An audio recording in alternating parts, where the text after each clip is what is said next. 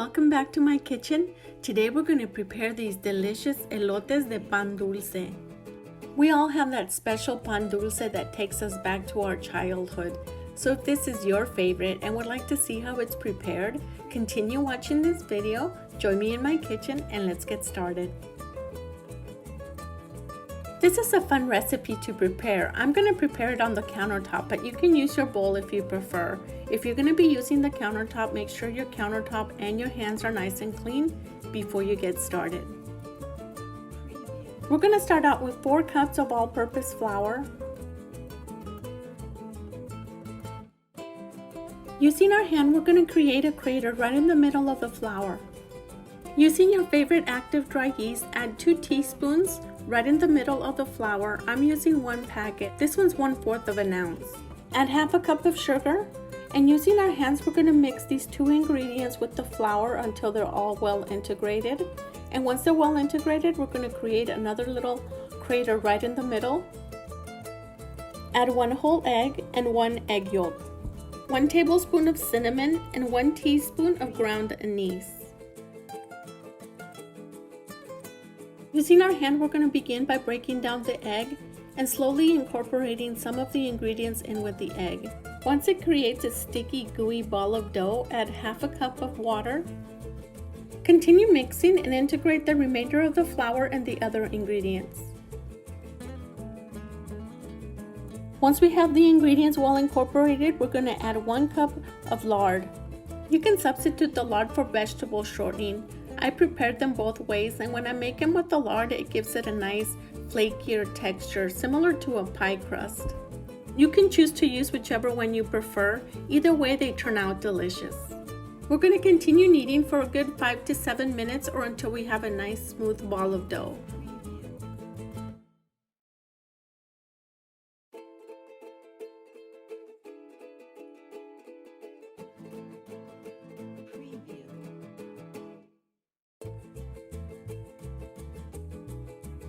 Once we have a nice smooth ball of dough like this, we're going to place it in a glass bowl, cover it, and let it rest for 15 to 20 minutes. And while our dough is resting, we're going to prepare the filling for the pan dulce.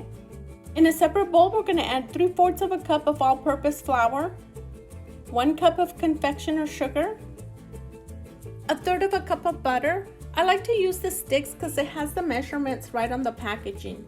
Once you find the amount that you need, cut it with a knife and add the butter to the bowl. Make sure the butter is at room temperature so it can be easier to break down. 1 egg yolk, and at this point you can decide what color you want your filling to be. If you want a chocolate filling, add 1 tablespoon of cocoa powder, or if you want it in those bright colors that you see in the panaderia, add a few drops of the food coloring of your choice. I chose the red one because that's going to give me a pink filling for the pan dulce. We're going to mix the ingredients by hand, but if you do decide to use the food coloring, I do suggest you use the hand mixer because it will stain your hands. And it does get a little bit sticky, so once you get everything well mixed, you can switch over to mixing with a wood spoon or a spatula.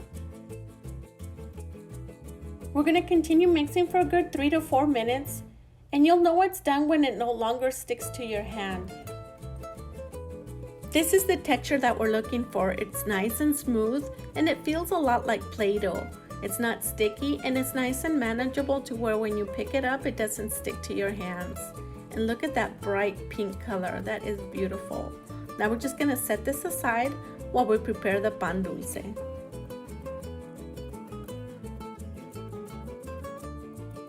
We're going to begin by separating our dough into 12 equal pieces, or as equal as we can. If you want them the exact size, you can use a kitchen scale, but I'm just going to measure by hand and just kind of eyeball it.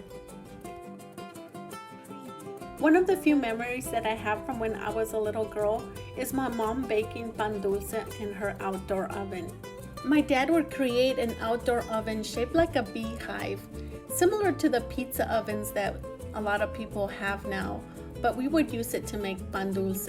And we wouldn't make pan dulce very often. We would only bake it around the holidays. And it was a big deal for us because we lived in a rural town away from the city.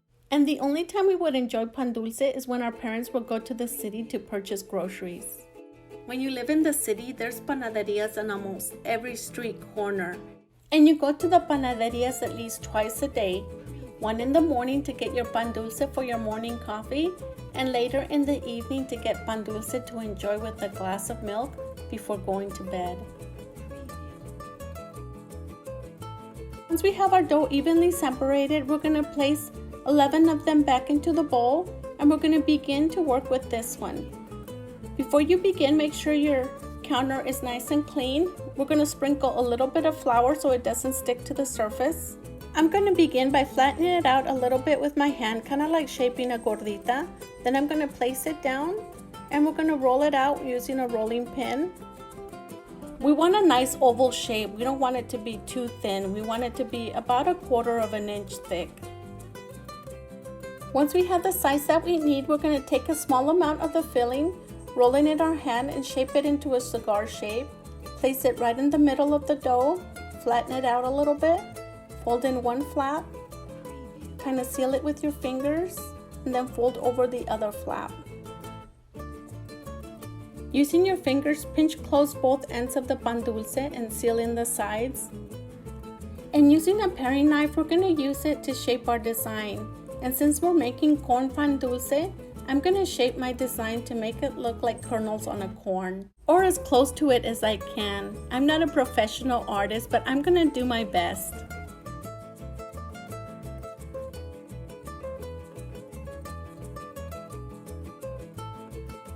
Place it on a nonstick cookie sheet and continue with the rest of the dough until we fill up one of the cookie sheets. We're going to let them rest for a good 20 to 30 minutes before we place them in the oven.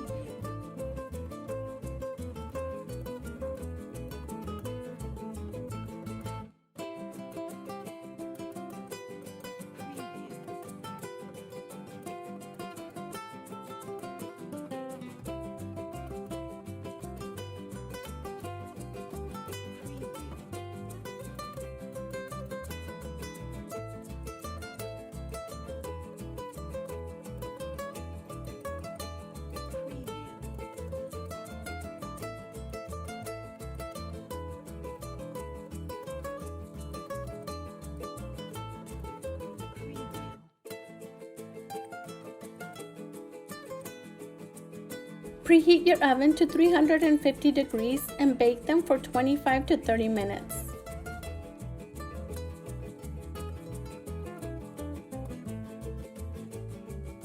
And while our bread is baking, in a separate container, we're going to mix 1/2 cup of sugar and 1/2 tablespoon of ground cinnamon. We're going to mix it really well. We're going to set it aside. And once our bread is done, we're going to coat the bread in the cinnamon and sugar mixture. After 30 minutes, our bread is now done. You know it's done when you begin to see a nice golden brown color around the edges. Now we're just going to let it cool down before we coat it in the sugar and cinnamon mixture.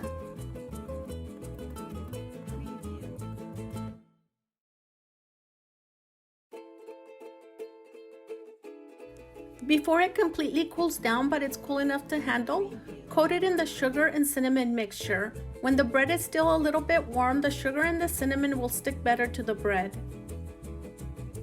Continue coating the remainder of the pan dulces, and once they're completely cooled down, store them in an airtight container, and they should last for a good week.